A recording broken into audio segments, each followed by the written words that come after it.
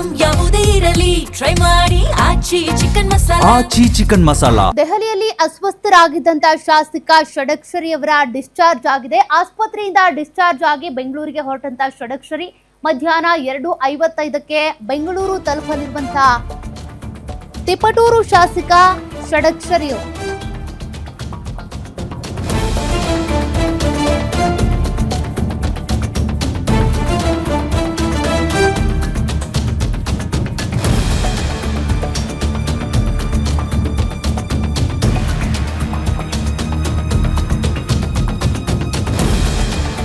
ಷಡಕ್ಷರಿ ಅವರು ದೆಹಲಿಗೆ ಹೋಗಿದ್ರು.